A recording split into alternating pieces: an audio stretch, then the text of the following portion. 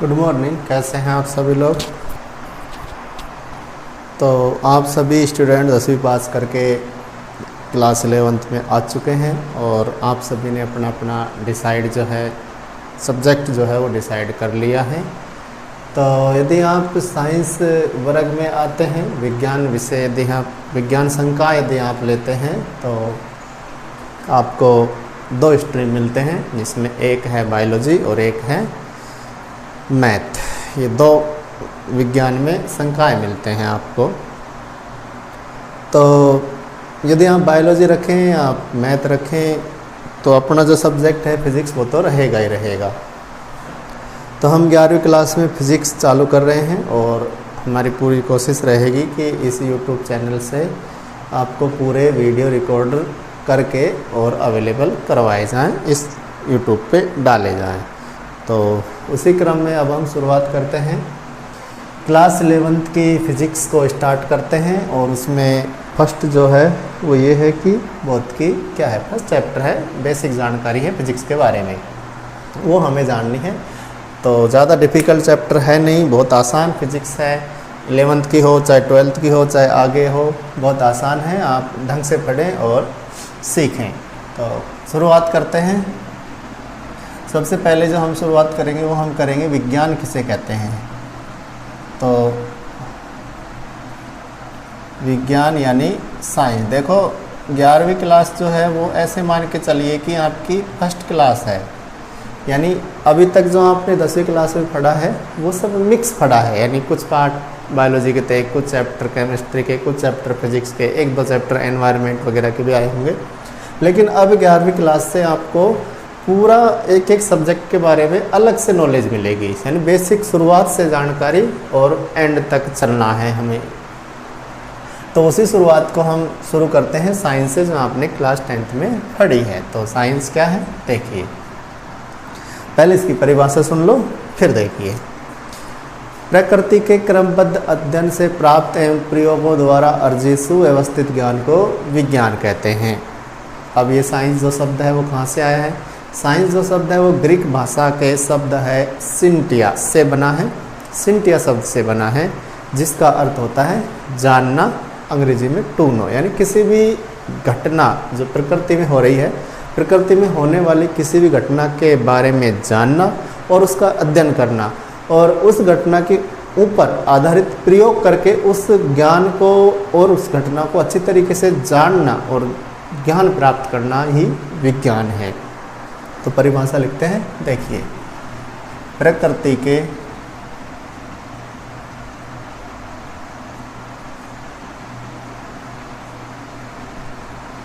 क्रमबद्ध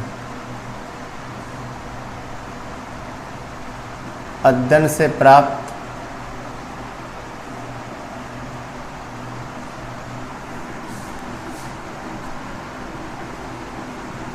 एवं प्रयोगों द्वारा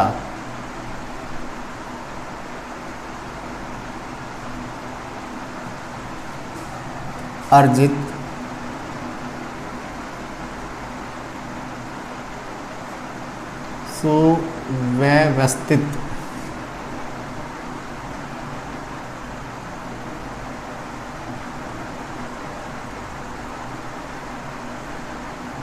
सुव्यवस्थित ज्ञान को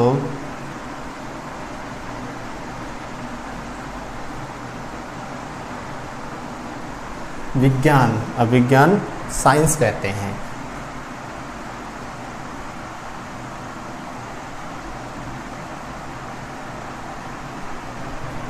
प्रकृति के क्रमबद्ध अध्ययन से प्राप्त एवं प्रयोगों द्वारा अर्जित सुव्यवस्थित ज्ञान को ही विज्ञान कहते हैं।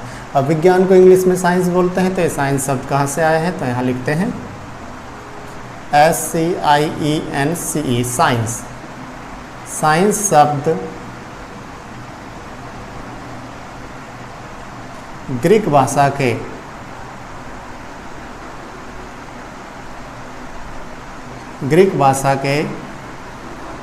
सिंटिया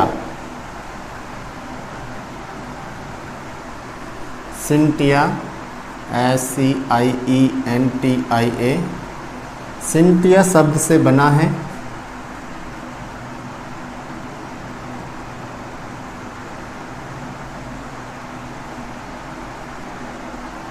अब इस सिंटिया शब्द का अर्थ क्या होता है? जिसका अर्थ होता है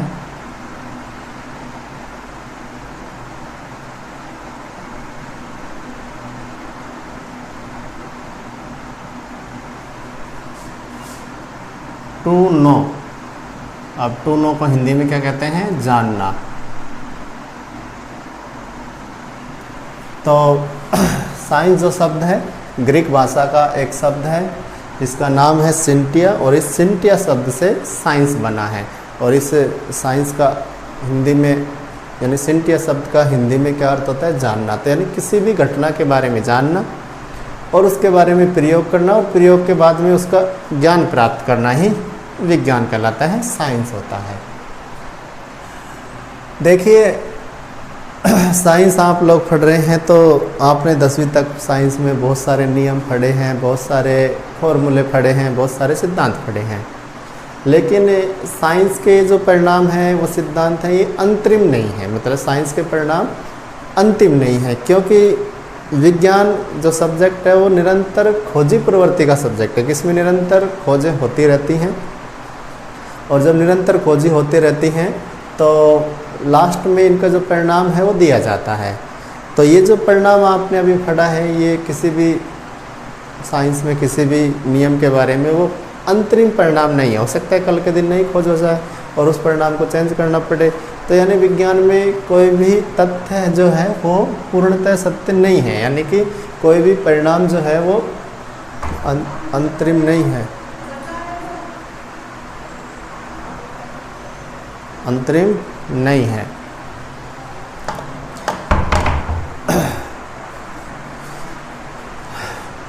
अब हम आगे पढ़ते हैं विज्ञान के भाग।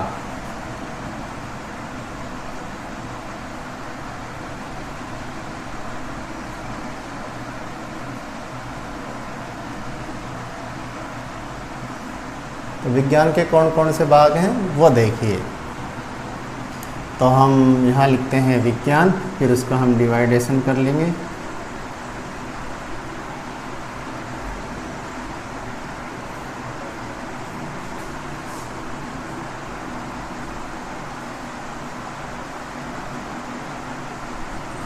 विज्ञान के मुख्यतः 3 भाग होते हैं जो हमें पढ़ने हैं। तो 3 भागों के नाम लिखते हैं। पहला जो भाग है इसका वो है फिजिक्स यानी भौतिकी, जो हमें पढ़ना है। भौतिक विज्ञान या भौतिकी, जिसको इंग्लिश में बोलते हैं फिजिक्स। दूसरा जो इसका पार्ट है वो है रसायन विज्ञान,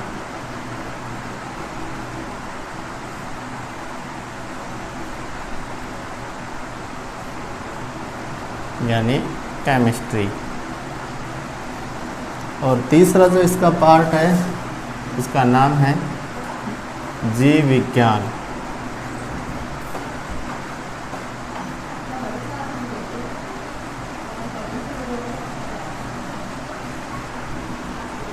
बायोलॉजी।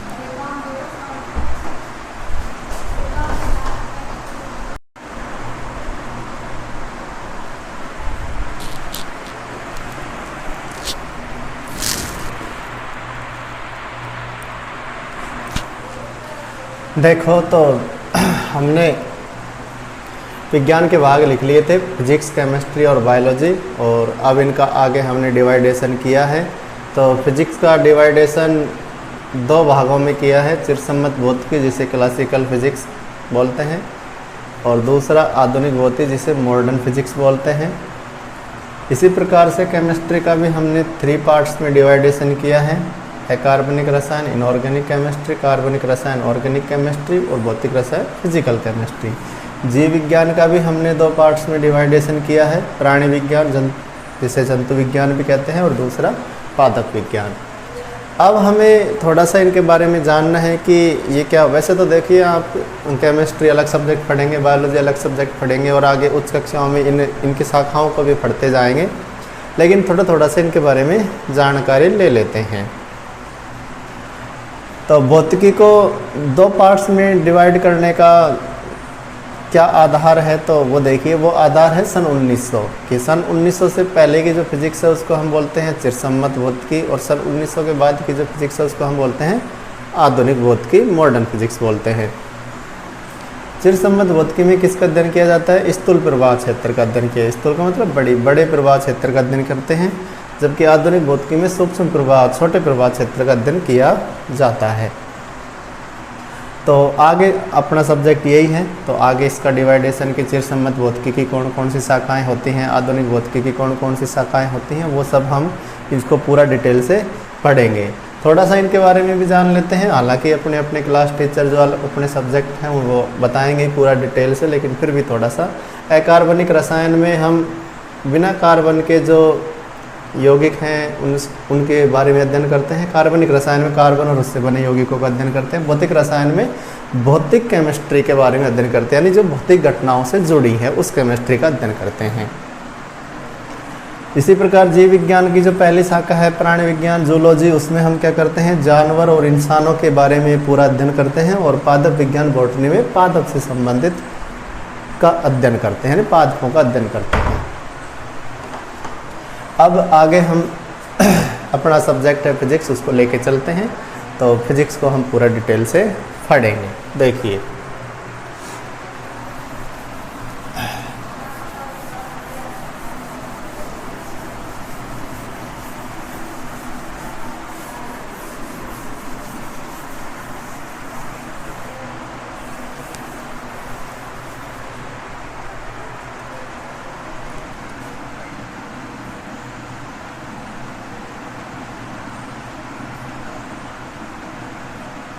भौतिकी या फिर इसको बोलते हैं फिजिक्स। तो क्या होती है ये भौतिकी फिजिक्स, वो देखिए। तो पहले इसकी परिभाषा, ये फिजिक्स वर्ड कहाँ से आया है, फिजिक्स क्या होता है वो हमें देखना है, फिर हम इसकी शाखाओं के बारे में अध्ययन करेंगे। तो पहले इसकी परिभाषा लिखते हैं कि फिजिक्स होती क्या है? प्रकृति में होने वाली घटनाओं और प्रकृति, यानी प्रकृति में जो भी घटनाएं हो रही हैं और प्रकृति खुद, उन सब का अध्ययन विज्ञान की जिस शाखा में करते हैं उसे हम फिजिक्स कहते हैं। तो विज्ञान की वह शाखा जिसमें प्रकृति और प्राकृतिक घटनाओं का अध्ययन किया जाता है उसे हम फिजिक्स कहते हैं, भौतिकी कहते हैं। ये जो फिजिक्स वर्ड है ये भी ग्रीक भाषा के वर्ड से बना है, और ग्रीक भाषा में एक वर्ड है जिसका नाम है फ्यूसिस। वो जो फ्यूसिस का अर्थ होता है नेचर, यानी प्रकृति। तो प्रकृति के बारे में जानना और प्राकृतिक घटनाओं का अध्ययन जिस शाखा में करते हैं उसे हम कहते हैं भौतिकी या फिजिक्स। देखिए विज्ञान की वह शाखा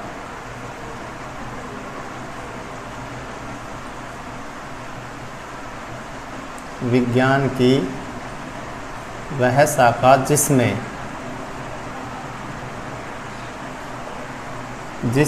प्रकृति और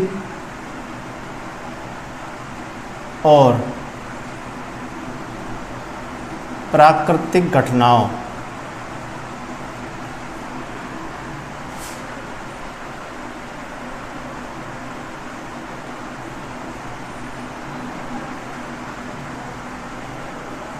का अध्ययन किया जाता है।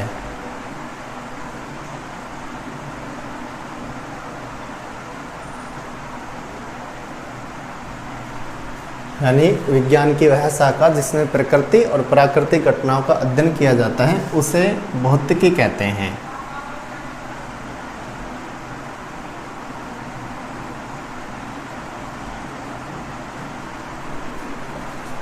उसे भौतिकी कहते हैं, यानी फिजिक्स कहते हैं। अब ये फिजिक्स वर्ड है वो कहाँ से आया है वो देखिए। तो फिजिक्स जो वर्ड है, फिजिक्स शब्द ग्रीक भाषा के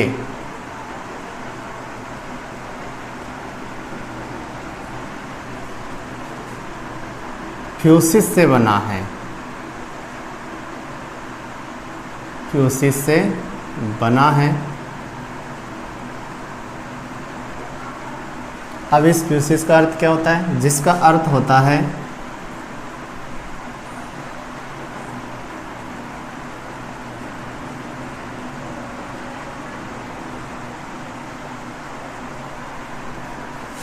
नेचर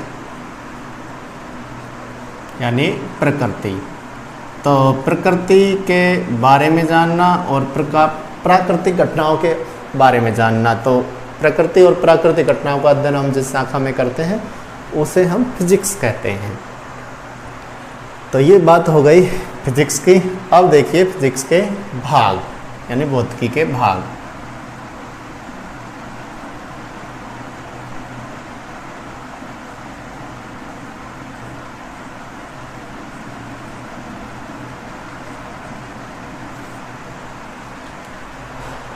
तो फिजिक्स के मुख्यतः दो भाग होते हैं, दो पार्ट्स होते हैं। एक होती है चिरसम्मत फिजिक्स और दूसरी मॉडर्न फिजिक्स। तो यहाँ लिख देते हैं, यहाँ भौतिकी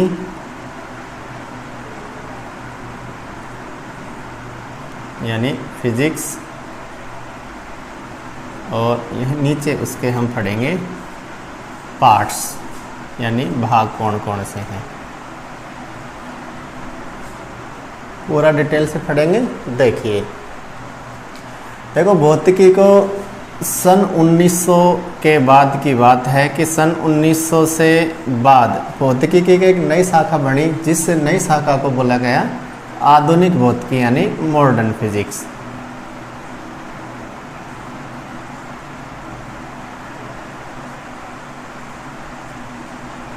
और सन 1900 से पहले जो फिजिक्स चलती थी उसको बोलते हैं चिरसम्मत भौतिकी।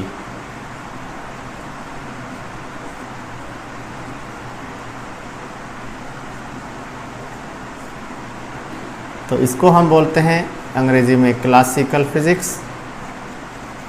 क्लासिकल डांस वगैरह का नाम सुना होगा, क्लासिकल डांस, शास्त्रीय नृत्य वगैरह। तो ठीक पुराना जो डांस है उसे क्लासिकल बोलते हैं।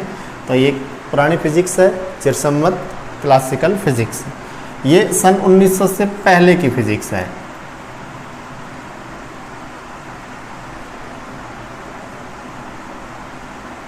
ठीक है। और ये आधुनिक फिजिक्स जिसे हम इंग्लिश में मॉडर्न फिजिक्स बोलते हैं,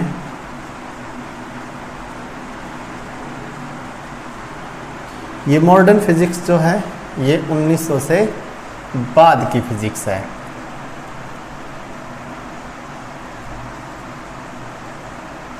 ठीक है।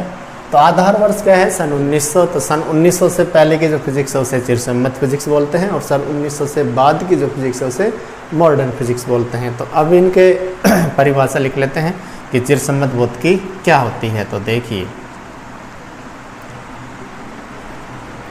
इसमें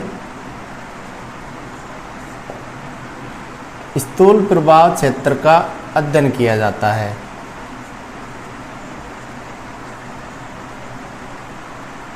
स्थूल प्रभाव क्षेत्र का अध्ययन किया जाता है।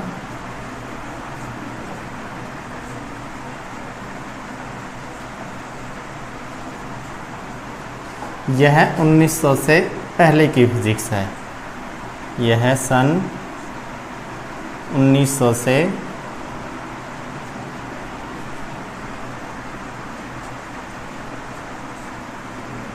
पहले की भौतिकी है। ठीक है। अब इसी तरह हम आधुनिक फिजिक्स को डिफाइन कर लेते हैं। तो इसमें सूक्ष्म, देखो स्थूल में होती है बड़ी और सूक्ष्म में होता है छोटे। तो स्थूल का मतलब होता है बड़ी घटनाओं का अध्ययन और इसमें सूक्ष्म घटनाओं का अध्ययन।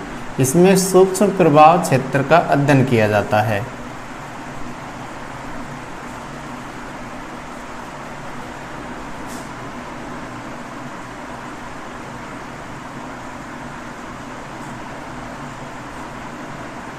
अध्ययन किया जाता है। यह सन 1900 से बाद की फिजिक्स है, बाद की भौतिकी है।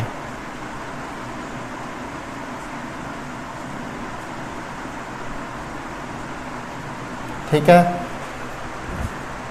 तो हमने फिजिक्स को दो पार्ट्स में डिवाइड कर लिया। एक होती है क्लासिकल फिजिक्स चिरसम्मत भौतिकी और दूसरी होती है मॉडर्न फिजिक्स आधुनिक भौतिकी।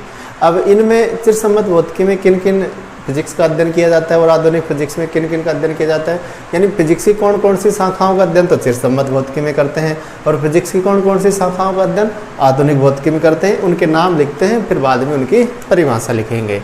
तो चिरसम्मत भौतिकी के अंतर्गत जो शाखाएँ आती हैं, तो यानी यहाँ लिख देते हैं चिरसम्मत भौतिकी की शाखाएँ। केवल नाम लिख रहे हैं, परिभाषा इनकी बाद में देखेंगे।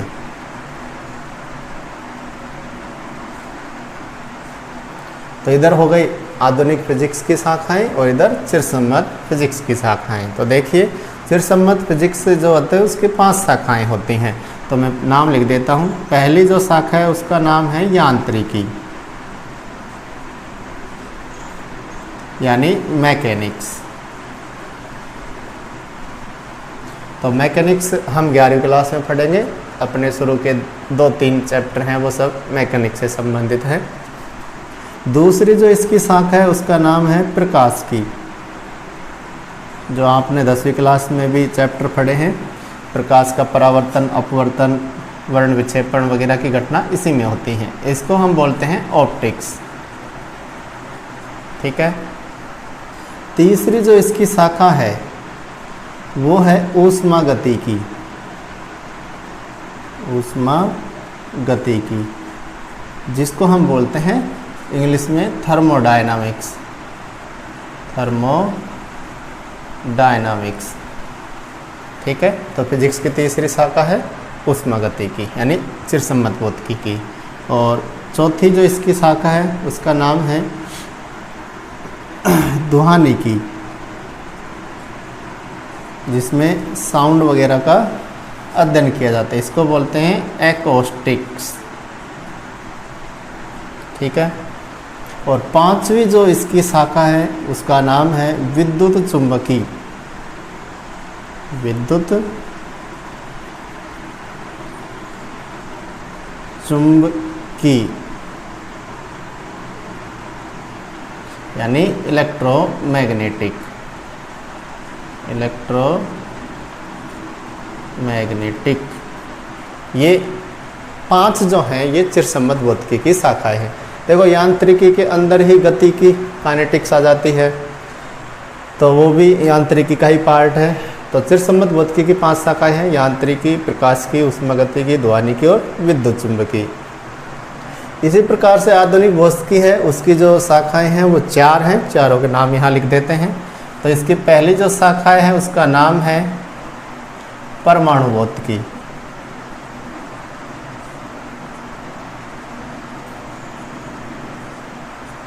यानी एटॉमिक फिजिक्स।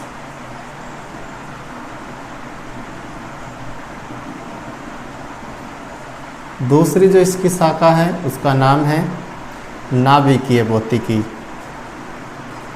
नाभिकीय भौतिकी यानी न्यूक्लियर फिजिक्स।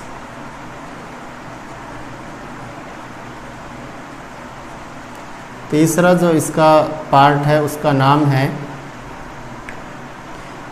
क्वांटम, क्वांटम भौतिकी यानी क्वांटम फिजिक्स।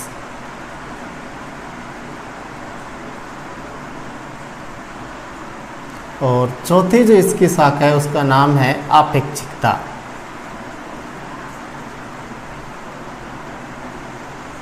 जिसको हम बोलते हैं रिलेटिविटी, रिलेटिविटी, ठीक है।